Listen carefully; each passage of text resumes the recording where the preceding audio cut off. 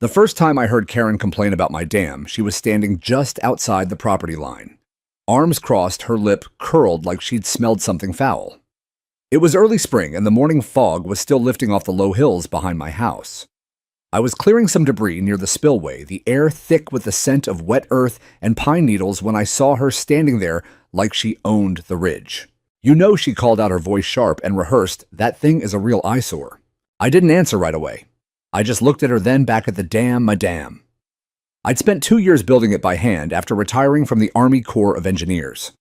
It wasn't massive by any stretch, just a smart little barrier of earth and stone that redirected the seasonal runoff from the hills into a reservoir I'd dug myself.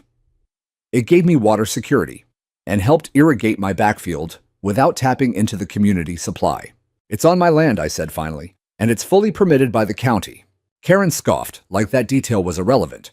Still, she said, it lowers property values. People move here for views, not construction projects. That was Karen's favorite word, people. She never said "I think" or "I want." It was always "people say" or "we believe." She had a way of pretending she was speaking for the whole community, when really it was just her and whatever grudge she'd adopted that week. I didn't know then how far she'd go. At that point, she was just an annoying neighbor with a too-tight smile and an obsession with conformity. But looking back that morning by the fence line was the first hint that she wasn't just irritated, she was plotting. When I moved into the neighborhood 5 years earlier, I'd thought I was buying peace and land. I wanted somewhere quiet. After 20 years of deployments, somewhere I could stretch out, work the soil, and finally build something with my hands that didn't involve concrete bunkers or classified infrastructure. The lot I chose sat on the edge of the development, technically within the HOA boundaries, but far enough out that most folks left me alone. Most folks, but not Karen. She lived 4 houses down in a beige 2-story, with a manicured lawn and artificial flowers on the porch. From the moment I moved in, she made it her mission to inform me of every little rule, real or imagined, etched into the HOA's bylaws. She hated that I let my wild grasses grow past 6 inches. She hated that I parked my utility trailer in the side yard. And she really hated that I didn't attend HOA meetings. I tried to be civil. I really did.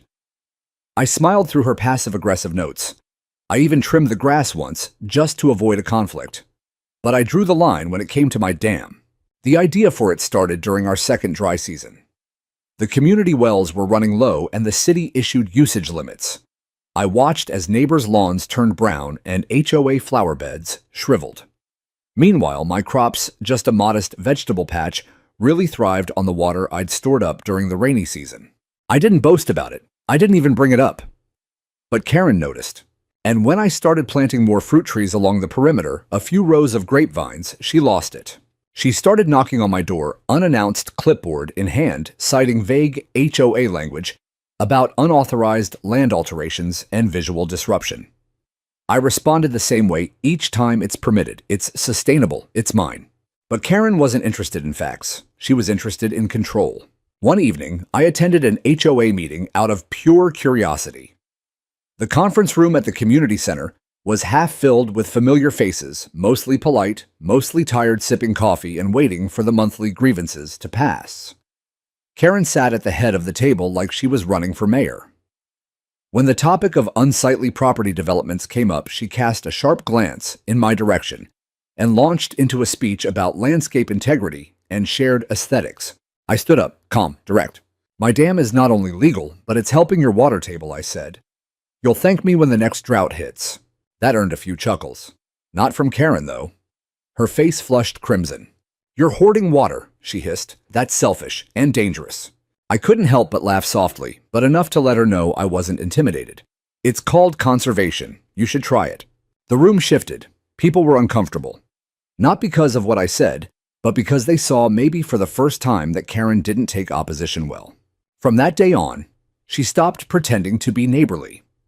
She sent me HOA violation notices weekly, took photos from her backyard, even tried to convince the board to levy fines for soil disruption. Each time I provided documentation, permits, and maps. Each time she escalated. But the land doesn't lie, and neither does the weather. By late May, the ground was already cracking in places. Rainfall had dropped 60% compared to last year.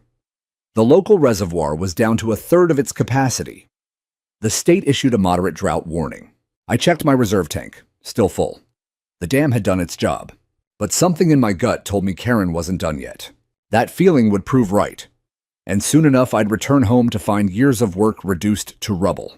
But back then, I still believed reason might win.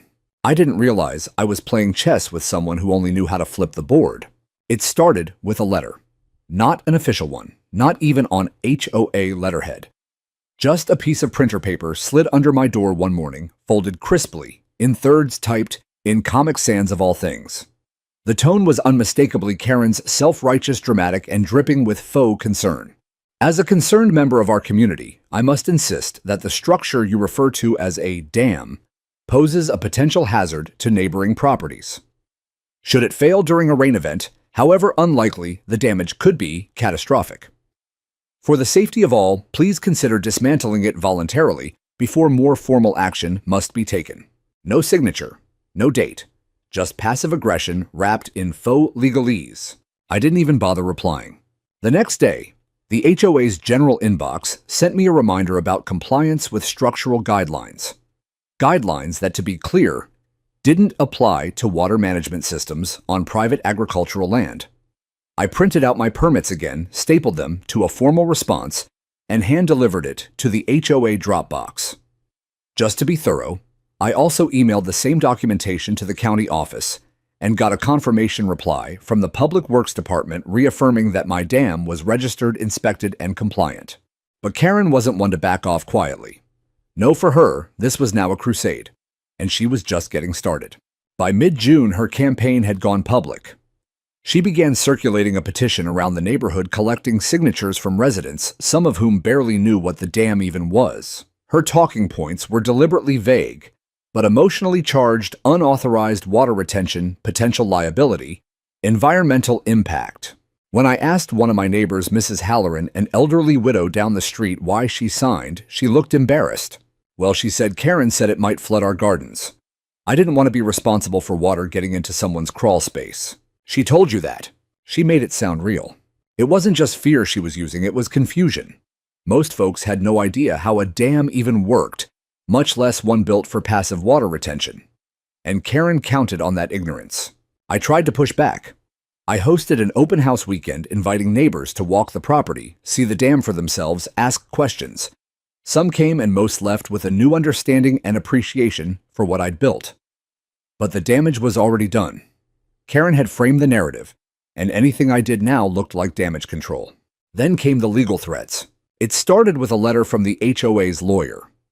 The envelope arrived with all the ceremony of something important, but once opened, it was laughable.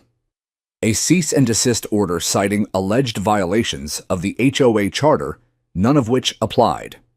They referenced unauthorized grading, visual disruption to common areas, and unapproved alterations to shared water flow. I called the lawyer's office directly. This property isn't in a shared water zone, I told them. And my construction is on private land with county permits. There was a pause then. The attorney, some poor junior associate who clearly didn't want to be involved, said, "Off the record, I'd recommend you just keep all your documentation. This likely won't go anywhere."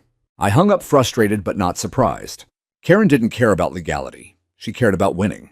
The next HOA meeting was packed more people than I'd ever seen there before. Karen had turned it into a full-blown spectacle. She stood at the front of the room with a foam core poster of an aerial map, a highlighter in one hand, and a laser pointer in the other. She pointed to my dam like it was a nuclear facility. This here, she announced, is a hazard. It diverts natural water, flow stores an unregulated volume of liquid, and creates a risk of downstream flooding. It also blocks wildlife movement and alters the character of our landscape.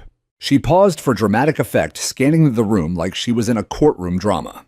If we allow this to continue, what's next? Barbed wire guard towers, chickens. There was polite laughter, mostly from people too uncomfortable to stay silent. I stood slowly, not defensive, just steady. "My name is Daniel Warren," I said. "I built that dam with full permission and oversight from county officials. It stores seasonal runoff that would otherwise erode the hillside and flood the lower lots during heavy rain. It doesn't pull from shared supply. It's self-contained and environmentally sound.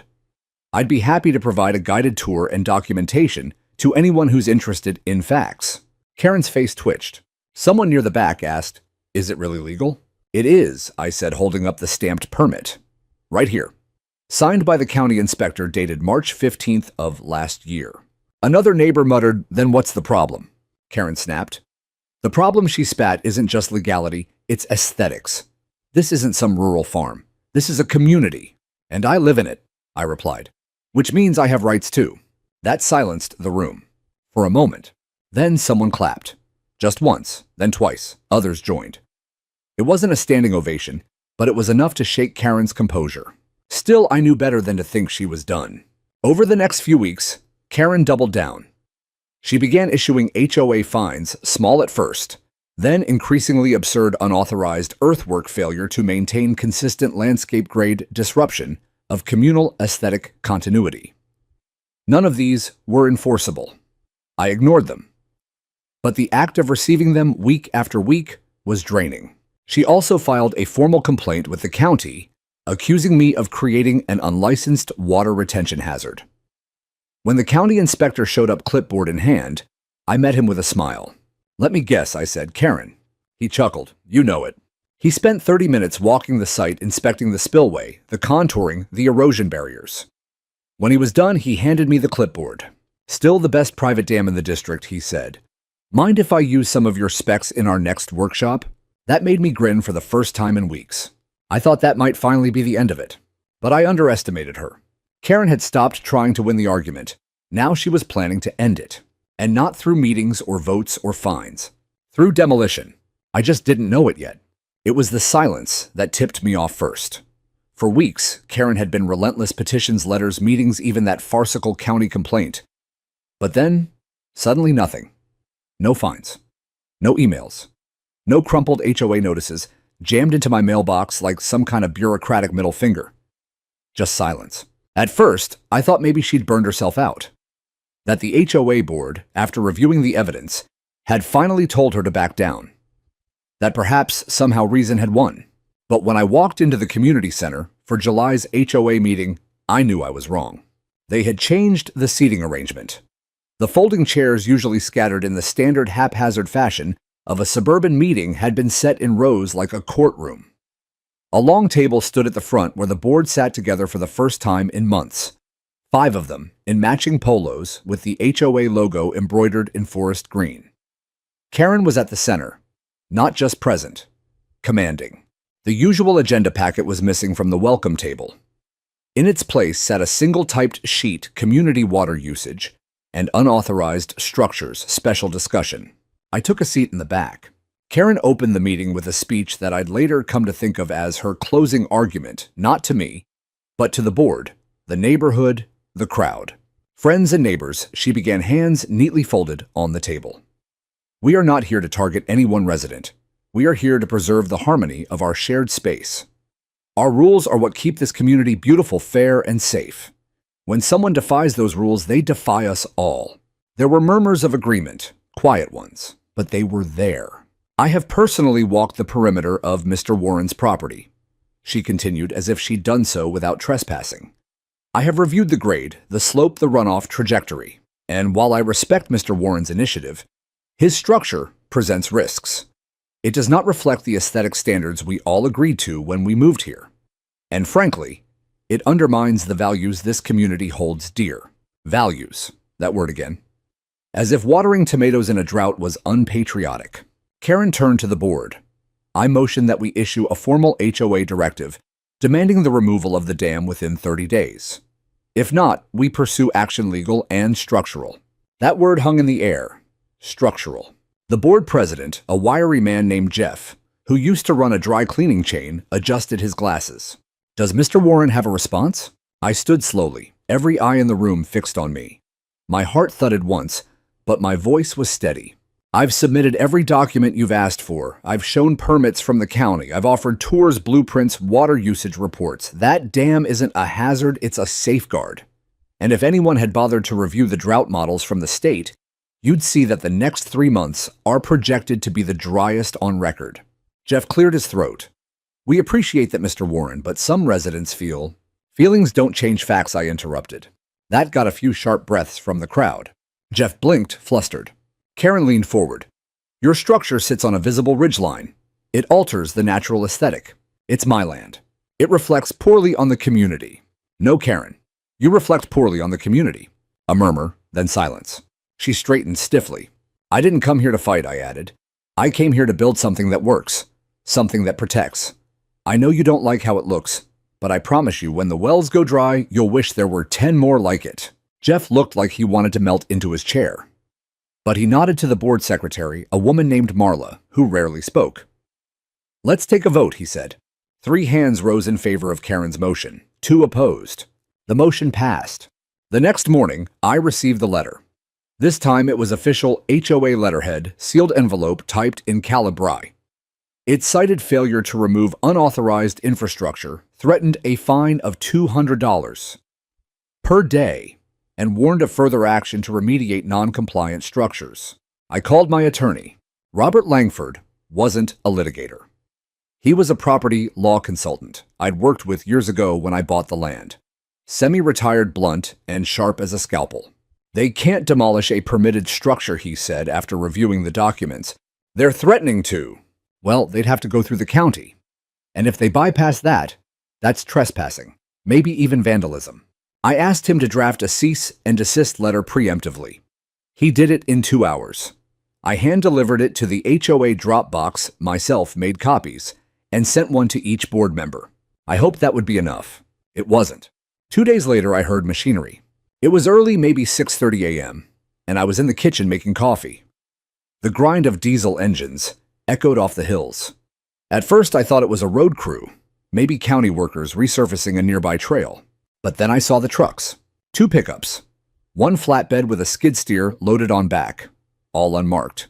No city or county logos. Just plain white, no plates visible from where I stood. And behind them, Karen's Lexus.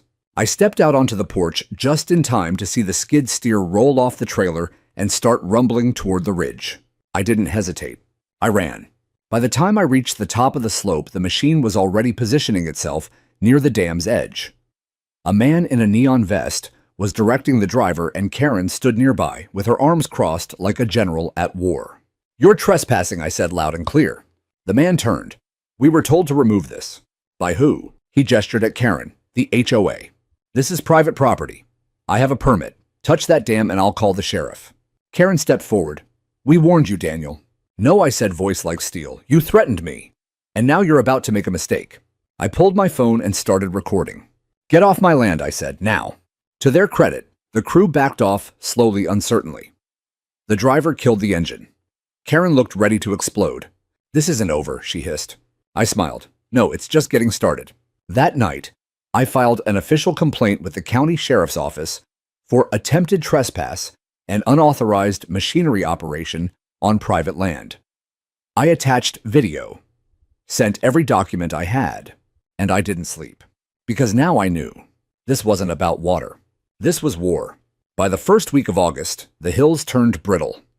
What used to be golden waves of grass rippling along the ridgelines were now crackling patches of scorched tan. The state officially upgraded our region from moderate drought to severe drought, and the Water Authority imposed new restrictions: no outdoor watering, no car washing, limited irrigation. Unless, of course, you had your own reserves. Which I did. Thanks to the dam they tried to destroy. I kept my head down that week. I didn't taunt them. Didn't post signs. Didn't gloat. I could have. God knows I wanted to, but I knew what was coming. The slow, inevitable unraveling of everything Karen had claimed to protect. And I also knew that the worst part wouldn't be the heat, or the fines, or the withering hydrangeas. It would be pride. And pride doesn't die easy. On Monday, I was out near the shed checking the filtration intake from my upper tank when I heard footsteps on gravel. I turned to see Jeff, the HOA board president, standing awkwardly by the fence. He gave a half-hearted wave. Hey, Daniel, got a second? I nodded and met him at the gate. He looked nervous, sweaty even though it wasn't that hot yet. I just wanted to, follow up after last week, he said, eyes darting to the slope behind me, where the dam stood quiet and solid as always. You mean the attempted demolition? I said flatly. He winced. Yeah. I didn't say anything. Jeff exhaled. Look, I don't agree with how it all went down. Karen pushed hard. She has a way of overwhelming people. But some of the board is having second thoughts, especially with the way the reservoir's dropping. I stared at him. You knew she didn't have legal grounds. I thought the county would stop her before it got serious. I shook my head. That's not how it works. She was counting on speed on breaking it before anyone could react. That's not community leadership, Jeff. That's sabotage. He looked at his feet. We made a mistake. You think? I didn't soften my tone. I didn't owe him that. He looked up. Is there any chance you'd, talk to the board? Help them understand what you built, how it works. Maybe if they hear it from you directly. I already did, twice. I know, but I warned all of you, I said, in May. I showed you the rainfall charts. I showed you the state's predictive models. I explained what would happen. He didn't argue. Now it's happening. He looked back toward the neighborhood, his gaze landing somewhere near the common gardens. They're dying, he said quietly. I didn't respond. That week, the HOA issued a desperate internal memo. Mandatory water reduction by 50%. That included the community gardens, the decorative pond in the roundabout, and all lawn irrigation. Residents were encouraged to practice water mindfulness. Karen, of course, didn't sign the memo. She had stopped using official channels altogether. Instead, she posted rants on the community message board. We're being punished because of one person's refusal to conform. He created a private water empire and left the rest of us to suffer. Is that neighborly? Is that fair? People started responding, not all in her favor. He warned us about this. You're the one who tried to bulldoze his dam. Maybe we should be learning from him instead of blaming him. She deleted those comments quickly, but screenshots circulated faster than she could censor. Thursday morning, I noticed a line of footprints in the dust along my back fence. They led to the gate where the dam access path began. I followed them with my eyes, then with my feet. At the top of the slope, I found Mrs. Halloran, the elderly widow who'd once signed Karen's petition. She was standing just inside the gate holding a small notebook. Her eyes lit up when she saw me. I hope I'm not trespassing, she said. Technically, yes, I replied, then smiled, but I'll allow it. She chuckled. I just wanted to see it, the dam, for myself. I nodded and walked her closer. She took it in with a kind of quiet awe. The structure wasn't flashy. It didn't tower or gleam, but it was elegant in its simplicity. A low earthen wall reinforced with natural stone curved just enough to redirect flow into the retention pond, which still glimmered with deep water under the high sun. Gravity-fed pipework ran to the tanks below, mostly underground. It wasn't something you'd see in a magazine, but it worked. It's beautiful, she said, in a way that makes sense. I nodded again. I'm sorry, she added, her voice softer now. For what I signed, I didn't know. I know. She looked at me, her eyes full of something close to grief. Why didn't they listen to you? I didn't have a good answer for that. Maybe they didn't want to hear it. Maybe it was easier to attack what they didn't understand than admit they were wrong. Or maybe Karen had just been louder. By Saturday, the community gardens were gone. The cucumber shriveled, the tomatoes split and rotted. Even the hardy squashes began to brown at the edges. Karen's plot was a wasteland, dry furrows and shriveled green husks surrounded by a fence she'd painted white in the spring, now stained with dust and peeling paint. She was there, of course, watering by hand, with a jug she must have filled in her kitchen sink. It was a pitiful sight, her in her sun hat and pastel gardening gloves pouring water on plants that had already given up. I didn't approach her, but she saw me. She froze for a moment, then turned her back. That evening, I received another note, handwritten this time. No envelope stuck under a rock on my porch. You think you're so smart, so righteous. But we'll see how righteous you are when the rest of us start calling the county about your water usage. Enjoy your little pond while it lasts. Kay. She wasn't done. Not by a long shot. But the drought was only beginning, and nature, unlike HOA boards, doesn't answer to votes. It happened while I was gone. Just one day, one damn day. I'd driven into town early that morning, about 40 miles out, to pick up a replacement valve for one of the lower tanks. It was nothing major, just a slow leak that needed patching before it got worse. I stopped by the hardware store, grabbed a bite to eat, then got stuck in a construction detour that turned a 2-hour errand into a 5-hour trip. I came back around sunset, tired, dusty, and ready for a cold shower. The first thing I noticed was the silence. No birds, no crickets, not even the usual whisper of the wind coming down the ridge. Then I saw the mud. A long, ugly smear of it ran down the slope behind my house, black, wet, and fresh. My boots squished in it as I stepped closer, confused at first, my brain trying to make sense of what I was seeing. The smell hit next, earth turned too suddenly heavy with minerals, the metallic tang of clay that hadn't seen daylight in years. And then the full view came into sight. The dam was gone. Gone. The curved wall I'd spent years building stone by stone, reinforced with gravel and native root systems, obliterated. A massive gouge had been carved through the center. The entire left flank had collapsed intentionally by the look of it. The spillway was sheared clean off and water had emptied from the reservoir, leaving behind a crater of soaked earth and shattered rock. I stood there motionless. My first thought wasn't even rage, it was disbelief. Who would do this? But I already knew. Of course I knew. Karen. I ran down the slope, my boots slipping in the muck. The lower tank still held water, thank God, but the inflow pipe from the reservoir was bent crushed where something heavy had rolled over it. The entire flow system had been severed. My catchment was dead. The backup rain barrels were fine, but they wouldn't last long. Not in August. I checked the perimeter trying to see if anyone had left a note, a warning, anything. But there was nothing. No footprints, no tire tracks on my side. Whatever they'd done, they'd accessed it from the service road on the HOA side of the ridge. It was premeditated. It was trespassing. It was vandalism. And it was war. I didn't sleep that night. Instead, I cataloged everything, photos from every angle, video walkthroughs, drone footage from my old survey rig. I dug up my original permit packet, every signed, form-stamped approval engineering schematic. I placed it all in a single folder and labeled it HOA Sabotage Evidence. Then I called Robert, my property lawyer, at 6:03 a.m. "Tell me you're awake," I said when he picked up. "I am now. They destroyed the dam." Silence. "Then I'll be there in 2 hours." He arrived by 8:15, briefcase in hand, coffee in the other. He wore jeans instead of his usual slacks, a ball cap instead of a tie. This wasn't going to be a desk job. He walked the site with me, took his own notes, even brought a water engineer from a firm he'd worked with before. The man Carlos whistled low when he saw the damage. "This wasn't erosion," Carlos said. "This was ripped open, deliberately." Robert nodded. "You've got a solid case. If this was done without notice, without legal authorization, and especially on private land, that's actionable. Big time." I clenched my jaw. I want them held accountable. We'll make sure they are. But before the paperwork could even be filed, the HOA made their next move. They posted a statement on the community website, public for all residents to see.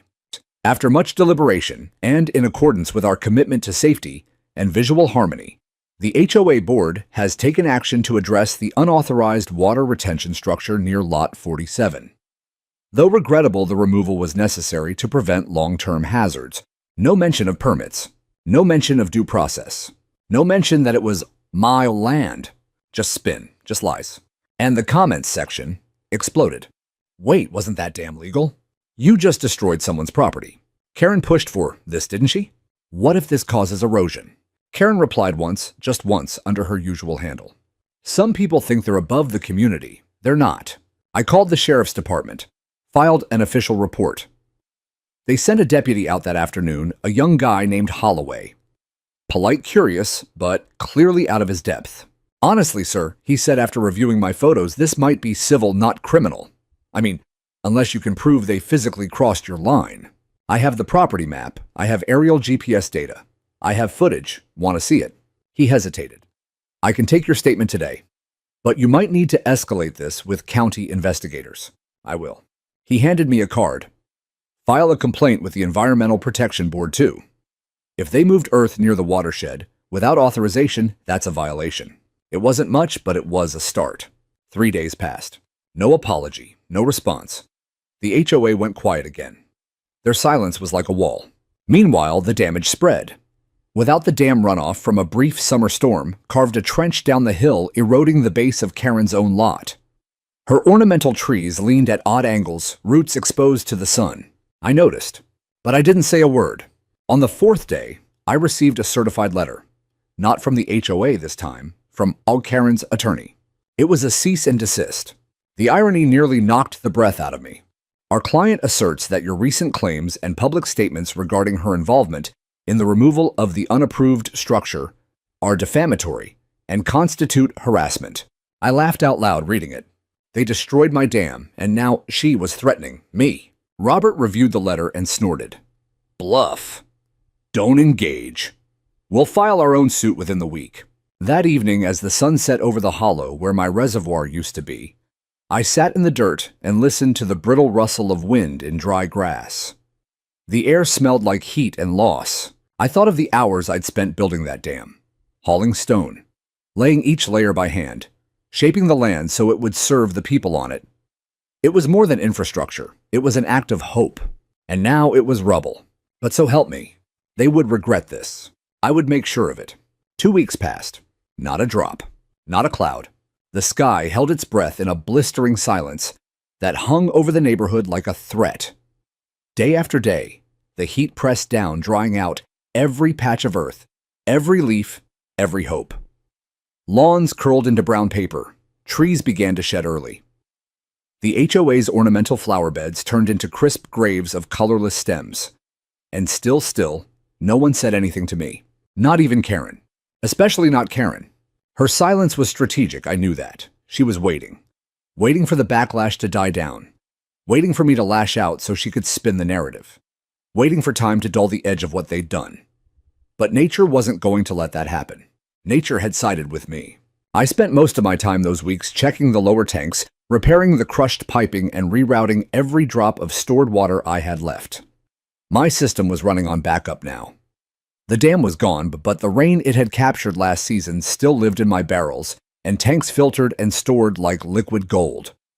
While the HOA fought over whether or not to allow temporary lawn watering, I was irrigating my fruit trees at night, slow drip just enough to keep them alive.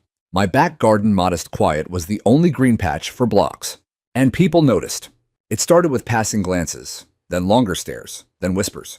I'd be outside refitting a spigot or hauling a hose, and I'd catch someone on the walking trail, slowing down their eyes, scanning the green in disbelief. One neighbor, Dave, from Lot 52, stopped at the edge of his driveway with a shovel in his hand and just stared. You still got water, he called out one evening. I nodded once. Enough. He scratched his head. Damn. That was it. That was the whole exchange, but it spoke volumes. Later that night, someone left a note on my porch. Handwritten, neat block letters. How did you store your water? Can you teach us? No name, no return address, just that. I didn't respond, not yet. I wasn't ready to give anything to a community that had stood by while Karen destroyed the very system they now wanted to copy. But the messages kept coming. Karen, meanwhile, was unraveling. Her prized backyard, formerly the neighborhood's showpiece, was a desolate moonscape. The koi pond had cracked. The grass was dust. The lattice archway she'd proudly installed last spring stood like a skeleton over what had once been tulips. I knew she was still trying to save it. Some nights I saw the flicker of motion-activated lights near her garage as she hauled gallon jugs out to her remaining plants. Other nights I saw the soft glow of her kitchen window at 2 a.m., likely Googling drought-tolerant species or emergency watering exemptions. I could have helped her, but I wouldn't. The HOA sent out another bulletin, this one tinged with desperation. Due to ongoing severe drought conditions, the board is recommending all residents cease non-essential outdoor watering. We are aware of one resident who appears to have circumvented the spirit of this directive through alternative means. While technically not in violation, we remind all members that community spirit requires equal sacrifice. It was thinly veiled, a swipe at me without using my name. Karen's fingerprints were all over it. Robert, my lawyer, saw it too. I'd forwarded the email to him that morning. They're trying to provoke you, he said on the phone. Don't respond. Let the lawsuit speak for you. Lawsuit's been filed. Yesterday. You'll get a copy today. They're being served this week. I felt something shift in my chest when he said it. Not satisfaction. Not revenge. Just gravity. That night, the wind picked up. Not the cooling kind, no, this wind was dry, hot like a blow dryer left on high. Dust carried in every gust. The soil was cracking. The creek that once ran behind the HOA's community center was bone dry. And still the sky stayed blue, mockingly blue. My thermometer hit 107 the next afternoon. Karen's roses died that day. Every last one. I watched from the porch as she stood over them, watering can dangling useless in her hand. She didn't cry, she didn't scream.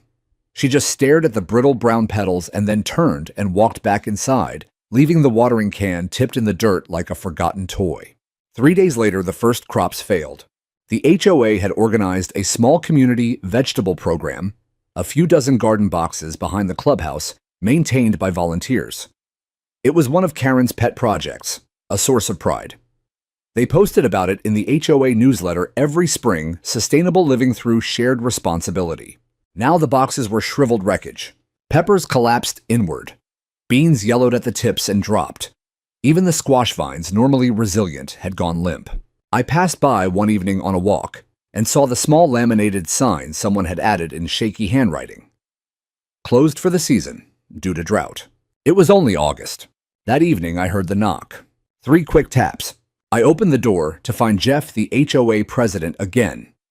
This time he looked haggard. Shirt untucked, eyes bloodshot. "Can we talk?" I stepped aside and let him in. He didn't sit. He paced. "They're mad," he said. "Everyone's mad. Not just about the water. About how it all played out. About Karen." I raised an eyebrow. "Getting cold feet now." He shook his head. "It's not just that. People want solutions. They're asking why we tore down the one working water system in the neighborhood. And frankly, I don't have an answer. You could tell them the truth.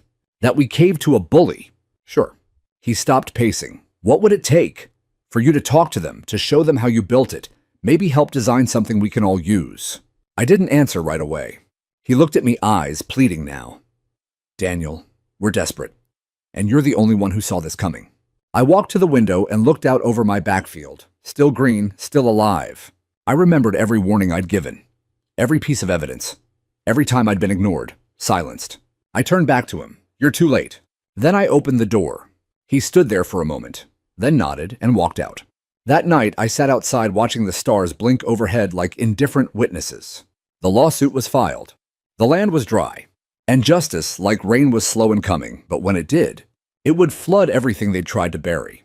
It was her tomatoes. That's where it started. Not the store-bought ones she bragged about in HOA meetings. No, these were heirloom varieties she'd raised from seed, the kind she always described with elegant names and unnecessary detail. Brandywine, Cherokee, Purple, San Marzano. She'd spoken about them like children claimed they were the pride of the community garden. She'd even hosted a tomato and basil night last summer with wine pairings and a photo backdrop. Now those same vines curled in on themselves in her side yard like dying snakes. From my porch, I could see them through the wrought iron fencing, withered brown husks. Hanging off brittle stems, their once vibrant green turned ghost gray. The watering can she'd used religiously was now discarded near the gate, lying on its side in the dirt. Her yard was dead. No more staged Instagram photos. No HOA newsletter articles praising Karen's sustainable suburban Eden.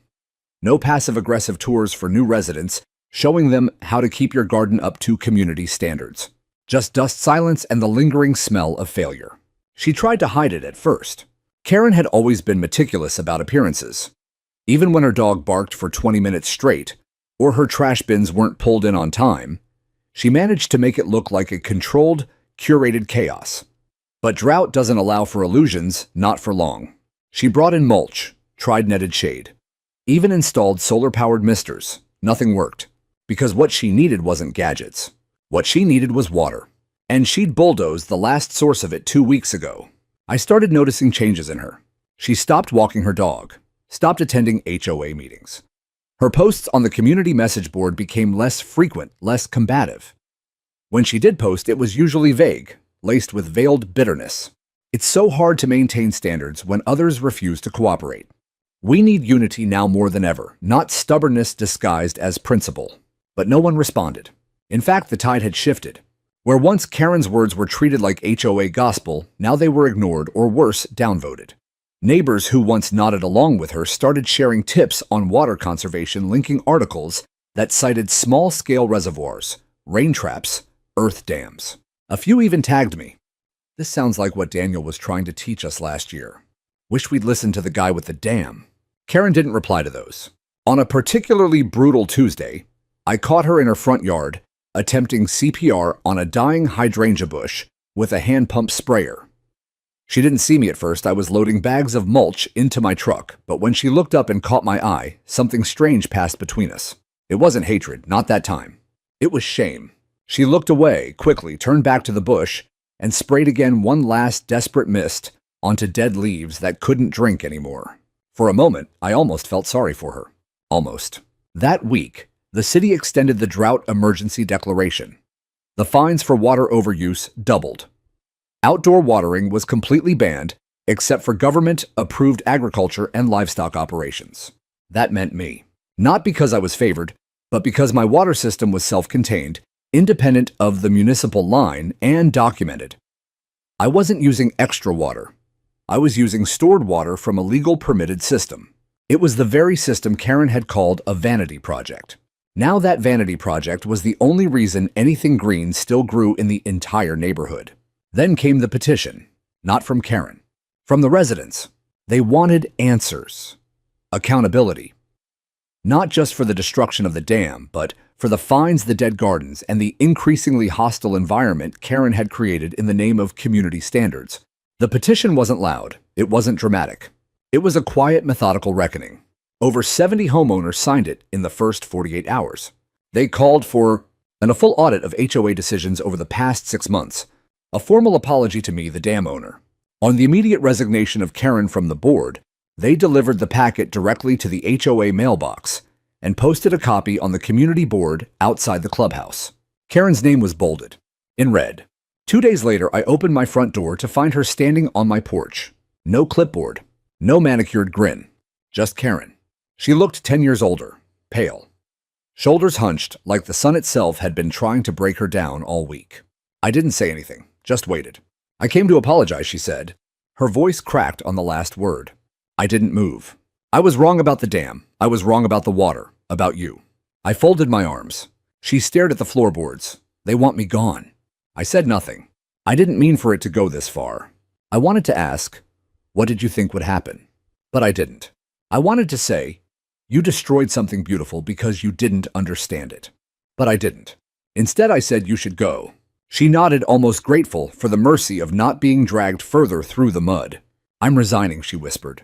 Then she turned and walked down the steps, her shoes crunching the dead grass that used to be a lush HOA-mandated lawn. That night, the board posted a message online. Effective immediately, Karen L. has stepped down from her position on the HOA board. We thank her for her years of service and wish her the best. No fanfare, no defense, no mourning. Just a quiet exit for a woman who once believed she could control everything, including the land, the weather, and the will of her neighbors. But the drought wasn't done with us yet. Karen's crops had died first, but others were next. And I had a choice to make. Let them burn, or teach them how to survive. I waited until Karen resigned. Not out of spite, though God knows I had reason, but because I didn't want anyone to twist what came next into vengeance. No, this wasn't revenge. This was accountability. The morning after her resignation became official, I drove to the county office with a briefcase full of documentation permits, photos, timestamps, topographical maps, and the video footage I'd taken the day I caught the skid steer headed toward the dam. Robert had helped organize it all into a clean chronological file. The receptionist raised an eyebrow as I slid it across the counter. "This is for whom exactly?" she asked. "Environmental enforcement, water use division, and property damage investigations," I said. "Take your pick. They're all going to want to look." She hesitated, sensing the weight of it. "What's it about?" "A destroyed dam," I said. "On private land, with full permits." She flipped the file open, saw the HOA logo stamped on one of the emails. "Oh," she murmured, "another one of those." 3 days later, the first inspector showed up. His name was Wallace. Mid-50s, sun-worn face, the kind of guy who'd seen more of the county's back roads than any Google map. He arrived in a dusty white truck with a clipboard and a purpose. "Mr. Warren," he asked, shaking my hand. I nodded. "You're the first. Won't be the last," he said. When you name HOA involvement in a water infrastructure case, half the agencies want their say.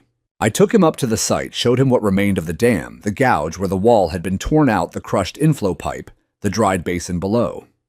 He didn't say much, just nodded, took notes, took photos. He measured the slope, the soil density, the erosion patterns. Finally, he looked at me and said, "This was built right. Real right. You did good work here. I used to build these overseas, I said. Army Corps. He smiled. Well, you did better than some of the county contractors, I'll tell you that. He looked out over the dry crater. Shame. By the end of the week, 2 more inspectors had come and gone. One from the County Water Control District, the other from Environmental Impact and Soil Management. Both corroborated what Wallace had already told me: the dam was legal effective, and its destruction had likely worsened the drought impact for the entire area. It redistributed erosion, the soil inspector said. Water that would have stayed contained got flushed, and now that there's no structure, nothing slows runoff. It's all loss. The water control officer went even further. This wasn't just reckless, she said. This was unlawful. They tampered with regulated water infrastructure on private land. That's going to have consequences. The report filings triggered an automatic review from the County Development Committee. It was procedural, but it carried weight. They pulled records, reviewed HOA complaints, even requested community board meeting transcripts. And when they found the motion Karen had pushed through, along with the vote, the lack of permit requests, the absence of a public works liaison, they opened an official violation case. Suddenly, the HOA was quiet again. No emails, no notices, no passive-aggressive statements about community unity. Just silence. The kind of silence that falls over people holding their breath, waiting for a verdict. A week later, I received the letter. Not an email, not a flyer. A certified envelope from the county attorney's office. Inside was the formal notice of violation addressed to the Valley Hills Homeowners Association, citing unauthorized demolition of permitted water infrastructure and violation of environmental land use protections and failure to obtain engineering approval for land alteration, and trespassing on private property with heavy machinery. Each item carried separate fines. Cumulative damages exceeded $95,000. And that didn't include my personal civil suit, which Robert had filed the previous month. I could have stopped there. I had every right to. But part of me knew that lawsuits and fines, while satisfying, wouldn't repair what was lost. Not the dam, not the water, not the trust. So I made a call. To Wallace. Is there a way? I asked him to rebuild it. He paused. With community buy-in. Yes. He whistled. Hell of a swing, Mr. Warren. Can it be done? He thought for a moment. We'd need updated permits, an erosion study, maybe some town hall meetings to keep the optics clean.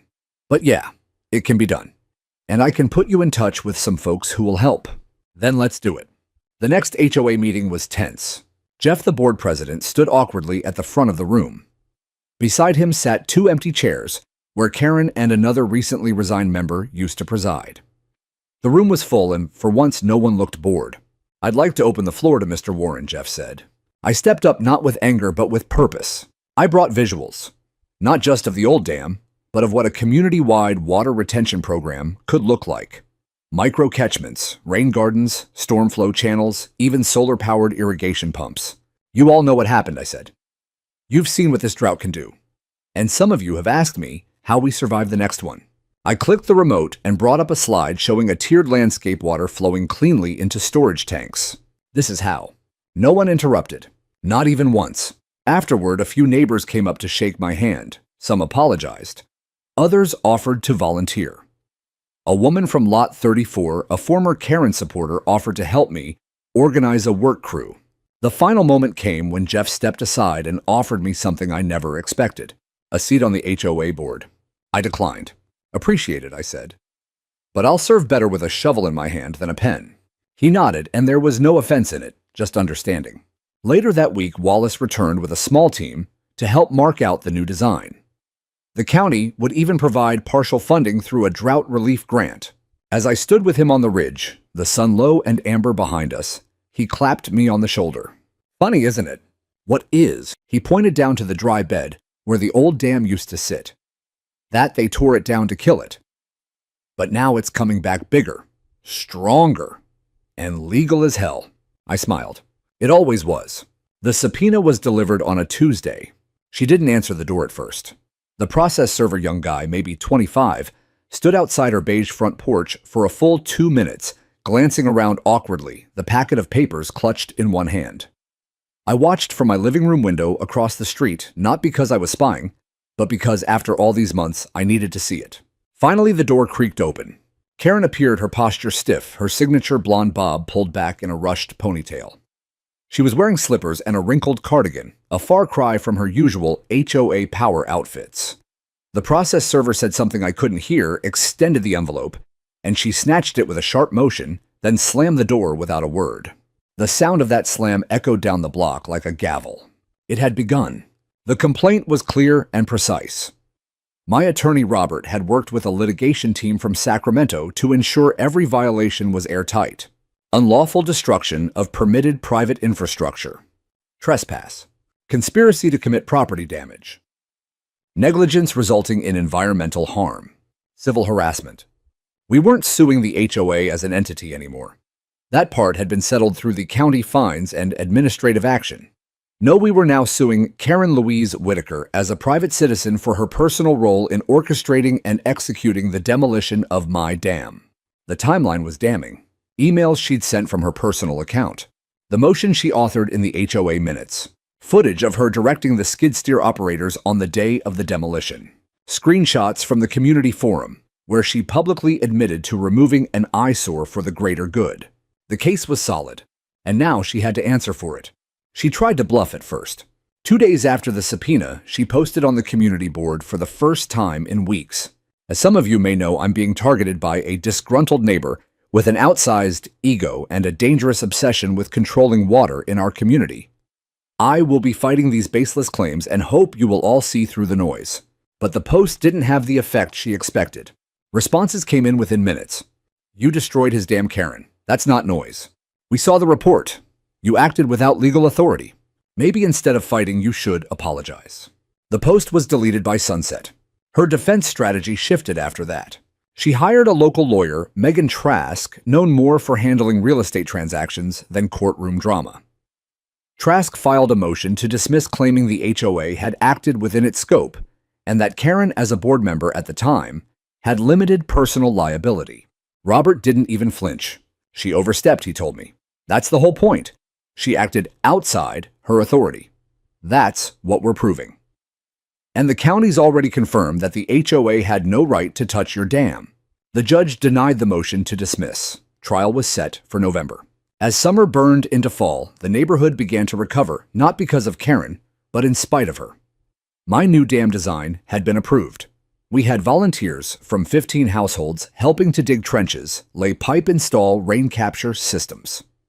I held weekend workshops under a pop-up tent, teaching residents how to build mini retention swales in their yards.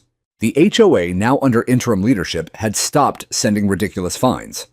They even reimbursed me for past fees out of good faith, though I suspected it was more out of fear of further litigation. Karen, meanwhile, was invisible. Her car rarely left the driveway. Her blinds stayed shut. One neighbor said she'd heard yelling inside one night, Karen and presumably a family member arguing about ruining everything. Another neighbor swore she saw Karen crying in the backyard, kneeling next to her dead garden, like she could will it back to life. I didn't gloat. Not once. But I didn't forgive her either. The pre-trial deposition was where it all cracked open. Karen had to testify under oath. Robert and I sat across from her in a quiet conference room downtown, with her attorney beside her. A court reporter sat in the corner typing every word. Karen's tone was flat, her eyes glassy. But I saw it, the nervous tick in her fingers, the subtle way she kept glancing toward her lawyer before answering anything. Robert was relentless. Did you, on or around July 9th, authorize the use of heavy machinery to remove Mr. Warren's dam? I was acting on behalf of the HOA. Do you have documentation proving board approval for this action? There was a vote. Was the county notified prior to demolition? No. Were permits obtained? No. Did you personally instruct the equipment operators where to begin digging? Silence. Then yes. The room went still. That one word, yes, was all we needed. We settled before trial. Her attorney reached out a week later, hoping to avoid a courtroom spectacle. I could have refused. Could have pushed for a public reckoning. But Robert advised me to consider the bigger picture. She's offering full admission of guilt, a public apology, and financial restitution. I reviewed the settlement terms. Karen would issue a written and video apology to be posted on the HOA's website and pay full damages for the dam totaling $62,000. I'll cover all my legal fees. I'd be permanently barred from serving on any HOA board in the state. It wasn't just a win. It was justice. The apology video went live on a Tuesday afternoon. Karen sat at a desk pale and drawn her hands clasped tightly in front of her. "My name is Karen Whitaker," she began. "I served on the board of the Valley Hills HOA and made decisions that resulted in the unauthorized demolition of Mr. Warren's dam. I acted out of personal bias and without proper authority. I regret these actions deeply and accept full responsibility for the harm I caused." It wasn't emotional, but it was real, and it was public. After it aired, my inbox filled with messages from neighbors. Some were brief, justice served. Others longer. "Thank you for standing up, for fighting when the rest of us were too afraid." One even came from a teenager, Jake, from 2 houses down. "I want to study environmental engineering because of what you did." That one got to me, more than any lawsuit ever could. Karen put her house up for sale 3 weeks later. The listing was bland, charming HOA home with mature landscaping. The photos were heavily edited. The lawn was still dead. I watched the moving truck pull away in late October. No one waved. No one came to say goodbye. She left the way she had lived, trying to control everything, and in the end, controlling nothing. Fall came without rain. The leaves turned, but not from the cool kiss of autumn, no. They browned and curled from sheer exhaustion. The drought held on longer than any of us expected. Reservoirs stayed low. Wells choked with sediment. Showers became shorter, sprinklers stayed off. But something strange happened in the midst of all that dryness. People started helping each other. Real help. Not the kind you announce on message boards or wrap in HOA newsletters. Quiet help. Human help. Buckets passed across fences. Hoses loaned and returned. Shovels shared. I saw neighbors who hadn't spoken in years lean over property lines with advice, tools, even seedlings saved in kitchen windows. And I suppose that's what justice really looks like. Not just consequences for the guilty, but growth for the wounded. The new dam wasn't a perfect replica of the old one. It was better. Wider basin, tiered filtration, reinforced spillway, and most important, it had by-community support. Wallace and his crew oversaw construction. I designed it, but we built it together. Volunteers came from every corner of the neighborhood, old and young, experienced and curious. Even Jeff, the HOA president, showed up on weekends with gloves and a lunch cooler shoveling rock, like he was trying to erase the sins of the past one scoop at a time. It took weeks. But when the last pipe was sealed, the last stone placed, and the final inspection passed, we stood in a line along the ridge and just watched it dry, for now sure, but full of promise. A vessel waiting patiently for forgiveness from the sky. One evening, Jeff asked me if I'd ever consider running for the board. I laughed. "I'm better with dirt than ballots," I told him. He nodded. "Still, we need more people like you." "You had people like me," I said. "You just didn't listen." He didn't argue. But he didn't walk away either. "I'm listening now," he said. And somehow that mattered. The night after our first town hall on sustainable water practices, I sat alone on my porch, a mug of tea cooling in my hands. The stars were out sharp and white, not blurred by moisture or mist. The ground was still cracked, the trees still tired. But for the first time in months, I felt something I hadn't let myself feel. Peace. Not because I'd won a lawsuit or rebuilt what was mine, but because I'd survived. Because I was still here. Because they couldn't break me. And because I knew deep down that next time when the skies finally opened and water once again poured into the thirsty earth, this land would be ready. We would be ready. 3 weeks later it rained. Not a storm, not a flood. Just a steady, soaking rain that began before dawn and carried into the afternoon like a promise kept. I stood by the ridge and watched as the first trickles slid down the hill through the new channel into the basin, just like I'd designed it. The sound of water filling the dam was the most beautiful thing I'd heard all year. It wasn't just mine anymore. It belonged to all of us. The next HOA newsletter opened with a new message. In challenging times, we've learned to listen, to adapt, and to rebuild not just our land, but our trust. We thank Daniel Warren for reminding us what real stewardship looks like. I smiled when I read it. Not for the recognition, but for the fact that they had finally called it what it was. Stewardship. Not ownership. Not control, but care. That weekend, I hosted a small gathering. Nothing fancy, just lemonade folding chairs and shade from the newly planted trees along the dam's edge. Neighbors came. Kids ran barefoot across the soft slope. Someone brought a guitar. Mrs. Halloran baked a peach cobbler, and I swear it tasted like forgiveness. No one talked about Karen. No one needed to. We'd buried that bitterness with the dust of the summer. What mattered now was what we'd built together. Before the sun dipped behind the hills, a little boy wandered up to me. Might have been 7 or 8. Hair sticking up in every direction. Dirt on his cheek. "Did you really build this?" he asked, pointing to the dam. "With a lot of help," I said. He nodded, serious as a priest. "When I grow up, I'm going to build one too. Maybe bigger." I grinned. "That's the spirit." He ran off before I could ask his name. But it didn't matter, because somewhere between the dying and the healing, we'd planted something else in this neighborhood. Legacy. It took a drought. It took destruction. It took the collapse of power built on pride. But in the end, the land gave us a second chance. And this time, we listened.